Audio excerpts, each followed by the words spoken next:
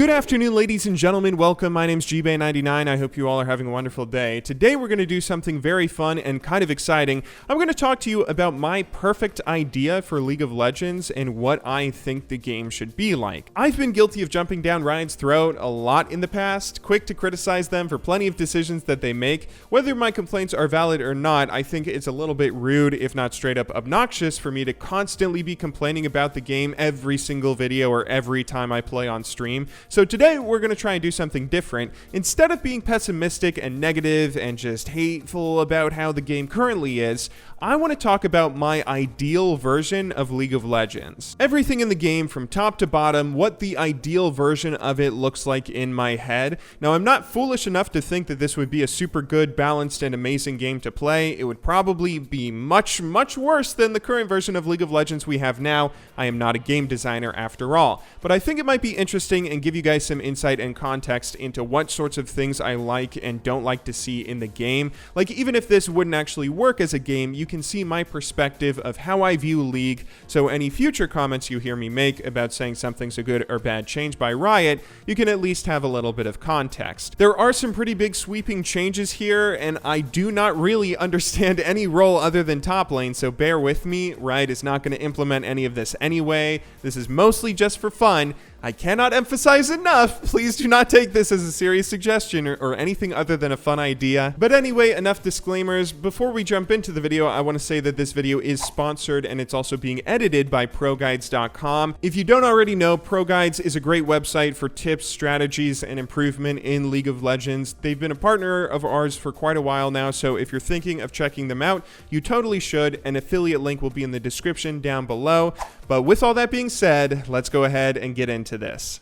So if we're talking about my ideal version of League of Legends, let's start off by making a few basic changes that I would make right off the bat. Firstly, I would do two things. I would try and shorten the average game length by approximately 5 minutes. There's a few ways I can do this, but just overall, if games are 35 minutes on average, I would want to cut that down to 30. And on top of that, I'd also make a few other changes, mainly increasing death timers slightly, particularly in the early game, and maybe a few more things like giving slightly more gold if you're on a feeding spree. So if you're 0-4-0 and you die, you currently give 176 gold on a death. I want to maybe up that a little bit. I realize that change in particular might encourage camping and a lot of other toxic, not super fun stuff to deal with, but hear me out here. The reason for these changes are I want to fix two problems that League has. These are two problems that are at odds with each other, but I believe the game has both of them. Firstly, games are too long and frustrating to deal with because they are long. So for instance, if you're in a game where you mess up in laning phase and you lose your lane because you make one mistake or a couple of mistakes in the early game, you can have that lane get snowballed against you. The enemy team can gank you. You can have an absolutely terrible experience where your team flames you for the next 30 to 40 minutes of the match, where you just have to go through absolute hell before you even get to just wipe the slate clean. I mean, you spend a lot of time paying for a mistake that you already know that you made and that you're going to be regretting making for the next 40 minutes. But on top of that, games also aren't punishing enough, because currently in League, if you have maybe one losing lane but the other two lanes win, if that lane that loses hard, it doesn't really matter all that much. I am a little biased being a top laner here, but in my experience, it's kind of difficult to snowball a game off of a single individual lane, and especially in lower ratings, if you die in lane a couple times early game, it really doesn't feel like that big of a deal. Your team can definitely carry. The goal of these changes are to punish mistakes more so, which is not a very fun thing to deal with, but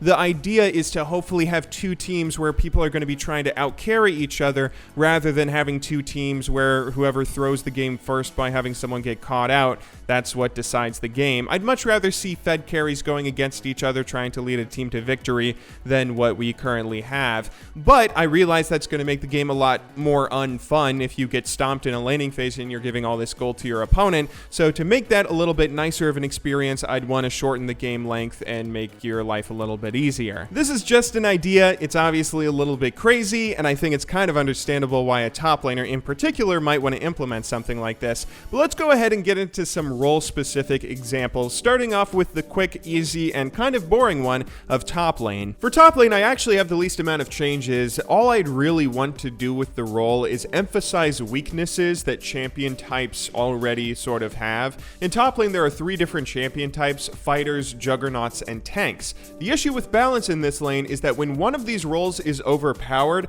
there isn't often much of a reason to pick the other 2. This is because a lot of these champions sort of blend together, like they're all kind of tanky and they all kind of deal damage. So if tanks are dealing substantial damage while being so much tankier than all the others, then why the hell would you pick the others? Same deal with juggernauts when they were introduced and were overpowered. If they're as tanky as tanks and dealing more damage than anybody, then why on earth would you not pick them? Giving each role more clearly defined issues that handicap their play is what I would want to do to remedy this, so there's always some sort of counterplay style you can try out. For fighters, I'd want their strengths to be 1v1 dueling and split pushing, obviously, but they should do much more poorly in team fighting compared to the other 2 roles. Juggernauts should be a better version of fighters when it comes to team fighting, with big massive abilities that can swing a fight in their favor if they set up for it, but they should also be a little more immobile and much weaker when split pushing because of it. Lastly, tanks should be the best team fighters of the 3, while their weakness should come more so from a dreadful laning phase than anything else.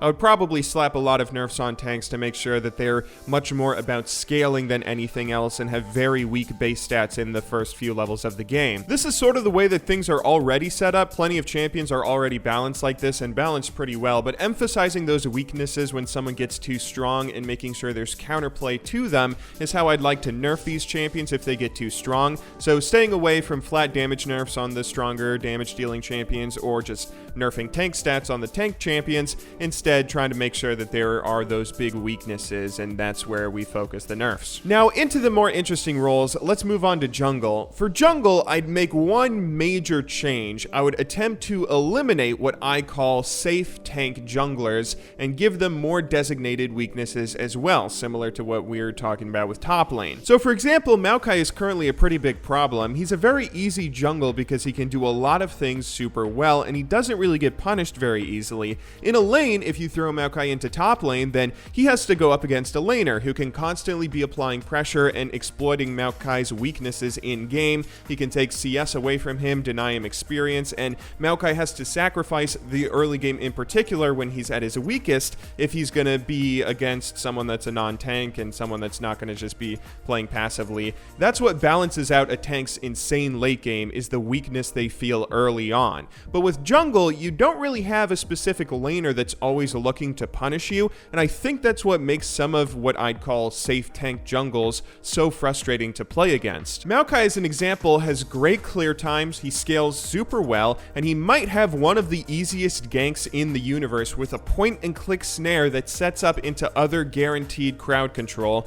What can you possibly do to beat that? Well, a good team can do certain things, like they can ward effectively so he doesn't get ganks off, or they can maybe set up for invades or counter jungle and catch him out or something, but the reason he feels like such a problem, particularly in solo queue, is because he scales so well and he can just be so useful, especially in the early game, which he has an insane late game. I mean, when is he not a good champion? Why would you pick any other jungle other than Maokai if he's not banned? I don't know if I can say much about every other jungle in the game because obviously I'm not a jungler, but I would put a few other champions into this category. Maybe Nunu, maybe Sejuani, maybe Rammus. I'm not entirely sure. The tank jungles that I kind of like to see more of are jungles like Amumu. Amumu is a jungler who has pretty clear weaknesses, a pretty heavy reliance on blue buff being one of them, which is a kind of toxic weakness that I don't like seeing in game, but you know, he has a weakness at least, and you have ways of playing around him if you see him on the enemy team, whether that's going for blue buff denial or just dodging his skill shot of his Q when he ganks you.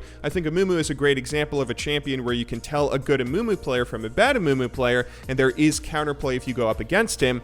You can't really tell a good Maokai player from a bad Maokai player. They all just press W. Giving safe tank junglers more weaknesses would hopefully open up the door to non-tanks so that they can do more stuff. Stuff like Nidalee Jungle right now and other squishier characters are already at a disadvantage. Not only do they not get tanky late game and have much poorer scaling, but a lot of those jungles, like Nidalee, rely on hitting skill shots to get successful ganks off. Again, most of these safe tank jungles don't even have to land a skill shot. I don't have too good of an understanding of the jungle role, obviously, but this is at the forefront of my mind for the direction that I would hopefully take the role in. Next up, though, let's go ahead and move on to mid lane. For mid lane, I would do an absolutely crazy thing that I don't think could ever possibly work. Please do not do this, Riot. There is no way this is a good idea. As crazy as it sounds, I would introduce a new role, AP Juggernauts, into mid lane. The reason for this is it would hopefully end up accomplishing two things. Firstly, it gives more flexibility for team compositions. If you want to run a normal support like Janna, Soraka, or Lulu, then you're restricting the tanks on your team. You have to have a full tank somewhere. You're restricting the tank to be played either in the top lane or the jungle. To free up those other two roles to maybe not play tanks and steer them away from always going tank, which is sort of what those other changes were about, I'd hopefully give more beefiness to the mid lane by introducing AP Juggernaut champions, sort of in the vein as to what we've seen with Galio mid lane. The other thing I hope this would accomplish would bring a little more viability and balance out to the assassin class. I still don't entirely know the whole drama with how assassins always seem to be either so bad or stupidly overpowered, but if you introduce a third role into the mid lane, you might get a sort of combat triangle of balance between them in a similar situation to what you see with top lane. Control mages and burst mages like Taliyah, Syndra, and Anivia could control team fights with AP burst, terrain, and potential one-shots, but they would obviously get countered by assassins, as they have been. Assassins can deal their burst damage much quicker, and with bigger burst and movement that assassinates squishy immobile targets like mages, this is what they're sort of built to do in the first place, take somebody out of a fight, and they can continue doing that to their most effective, the downside being that they're sort of out of a fight when they use all their burst and they have all their abilities on cooldowns. But then you have AP Juggernauts, which could be a role that could counter that assassin playstyle. They would deal AP damage, but a little bit slower and would be a little more tanky because of it, and they'd be able to survive that assassin burst that mages can, especially in the laning phase, which would prevent an assassin from getting super fed through just solo killing their lane opponent over and over, and they would still deal some AP damage in team fights late game, so you would still have an AP character in your composition. The biggest issue here is making sure that control mages could still counter AP Juggernauts. I would probably want AP Juggernauts to have very low magic resistance scaling, so it's difficult for them to deal with an AP mage mid lane that, and maybe if they're super immobile too, then the kiting abilities and terrain and everything that a lot of control mages can throw out, that can serve as a counter to AP Juggernauts. But, you know, this is all obviously hypothetical. It's a pretty crazy change, but this is how I would approach some of the problems that we've seen with the balance issues of the two major classes of assassins and mages in mid lane over the years. Finally, though, let's head down bot lane. Bot lane might end up being the least changed and most simple list of ideas in this video, probably because it's the lane I least understand myself. For AD carry, I would simply try and balance that role out. I mean, AD carry is the least diverse role in the game. There's only like 18 AD carries in the entire game out there, so I don't believe it should be too insanely difficult to just make sure that every AD carry is kind of maybe balanced. One thing that I would want to be careful about is with AD carries, their scaling, especially with all the new tanks I'm sort of encouraging and adding to the game. An AD carry who deals no damage to a tank is sort of like a helpless deer waiting to get shot. So I'd probably have to introduce new tank buster items to compensate for AD carries, but other than that, with such few AD carries in the game, I'd hopefully just try and balance them all out, give them all designated roles with slightly different scaling so there's a reason to pick all of them, and yeah, that's that. And then last but not least, the support role. For support, I'd probably focus on doing two things. Firstly, I'd introduce a few more tank supports. Again, sorry for talking so much about tanks in this video. There are already a fair amount of tank supports in the game, but I'd again want to focus on giving more options for a team who wants squishier junglers or squishier top laners, or if they want to also have a squishier mid lane and not take an AP Juggernaut. I really want to make sure a team is flexible in their composition, where if they absolutely need to have a tank, they can have a tank in multiple different roles without having to really choke one role into always going for a tank, which again, again, that's probably top lane bias. But more importantly than that, I'd really want to encourage support players to roam more, especially during the laning phase. I think when a support roams, it can make the game much more interesting. Their ganks are never as crazy as a jungle gank, obviously, but they can bring a lot of pressure and a lot of action just through applying movement to the map. They're still bringing a lot of action either when they go deep into the enemy jungle to get vision and set up for future plays, or if they want to come to a lane and apply pressure and maybe set up for a gank and maybe get a kill. Giving support some items that adjust how they earn their experience might be what I think about doing first. Something that allows a support player to roam around the map freely without worrying about losing a bunch of experience bot lane, because,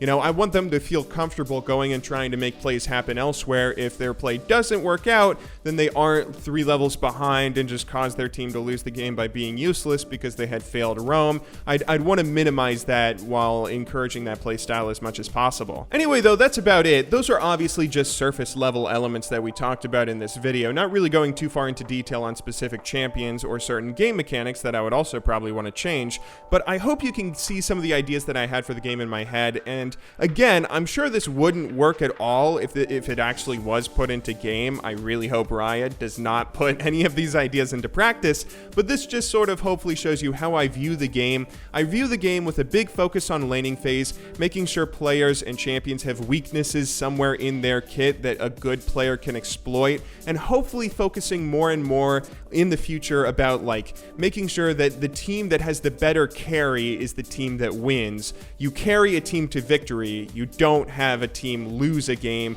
by having some guy get caught out late game and then suddenly you just lose the match. I don't know if that happens at every rating or if that's a simplistic way to look at League right now, but really focusing on making sure that teams are trying to out-carry each other rather than babysitting teammates and preventing people from just getting caught out and losing the game for their team. I don't know if there's enough changes in this list that would hopefully work towards making all of that happen. But anyway, those are just my ideas. I obviously had a very big focus on a few things like tanks because I am a top laner, so I apologize about that. But either way, I hope some of you found this video a little bit interesting or enjoyable. Anyway, though, I will see you all tomorrow in our next video. Until then, thank you very much for watching. Good luck in solo queue and have a wonderful day.